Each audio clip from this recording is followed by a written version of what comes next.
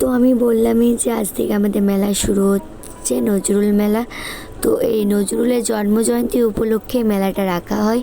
তো সবাই জানো যে চুরুলিয়াতে কাজী নজরুলের জন্মস্থান, আর সেই গ্রামেই আমি জন্ম। তো আমার খুবই গর্বিত হয় যে আমি একটা কবির গ্রামে জন্ম হয়েছি।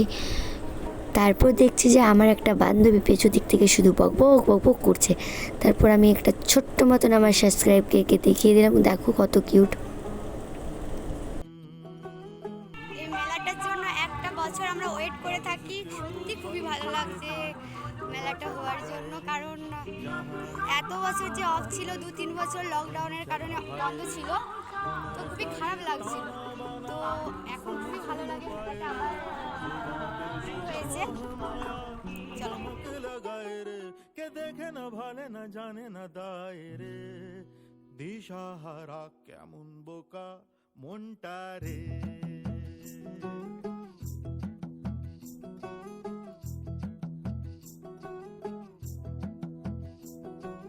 কাগজ কে দো পঙ্খ লেকে। তো আমার বোনরাও চলে এসেছে, দেখো আমাকে নিতে এসেছে। বল, আমার একার বডিগার্ড, দুটো বডিগার্ড, একটা না।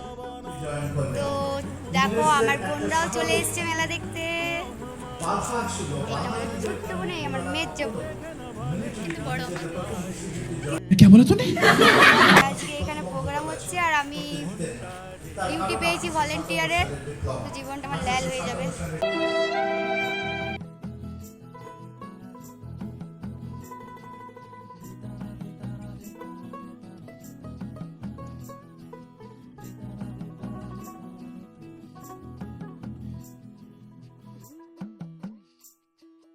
আমরা রাতে মেলা দেখতে চলে এসেছি।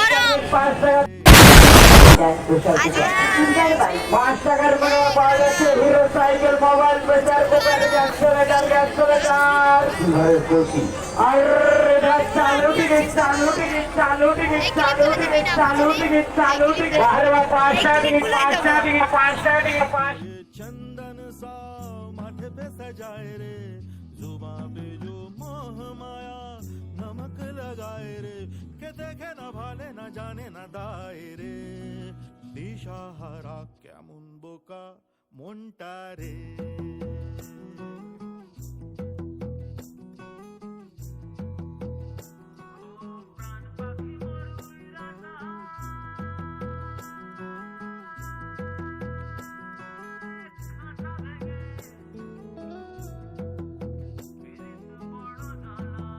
পরের দিন আমার ভিক্ষা বাইরে সবাই চলে এসেছে। তো এখানে আমি ভাইকে বলছি হাই করে দাও। তারপর আমরা বিকেলে চললাম ঘুরতে, পাহাড়ে চাপবো বলে।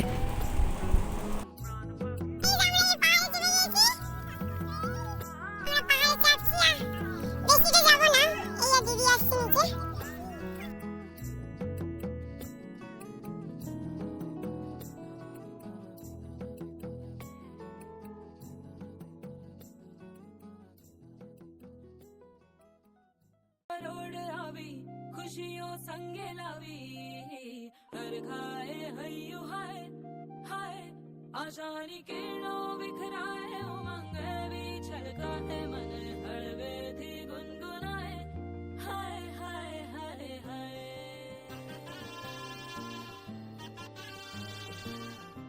তো এখানে আমি বলছিলাম যে দেখো আমরা সবাই চেপে গেছি, কিন্তু একটা ভাই বাদ দিয়ে। আর আমার এখানে গলাটা প্রচুর বসে গিয়েছিল, এখনও আমার গলাটা ঠিক হয়নি। তো দেখতেই পারছো আমার বোন এখানে হাই করছে, আর এই বোনটা সবসময় যেখানে সেখানে নাচ করতে লাগিয়ে দেয়।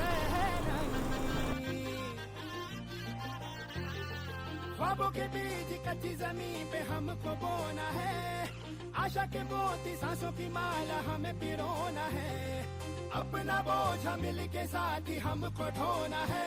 शहनाई शहनाई शहनाई এখানে মনোময় স্যার গান করছিলেন। সবাই জানেন যে সারেগামার ওইখানের যার জমি, তো খুব সুন্দর এখানে গান করলেন। তারপরের দিন আমরা সবাই চেপেছিলাম নৌকোতে। তারপর নৌকো থেকে নেমেই পরে দেখলাম যে দীপ স্যার চলে এসেছে। তো গ্রিন রুমে বসে আছে, দেখো এখানে একটু মিটিং হচ্ছিল। তো আমরা ওইখানের ভলেন্টিয়ার ছিলাম বলে আমাদের ওইখানে কাজ পড়েছিল। সবাই এখানে দেখো দাঁড়িয়ে আছে সবাই। তারপর স্যার আমাদেরকে কিছু বলছিলেন, মনে নেই। তারপর একটা দাদা ওই দীপ স্যারের একটা ড্রয়িং করে এনেছিল, ওইটা দিচ্ছিল। খুব সুন্দর করেছিল কিন্তু ড্রয়িংটা। দেন আমাদেরকে গ্রিন রুমে একটা গান শোনে।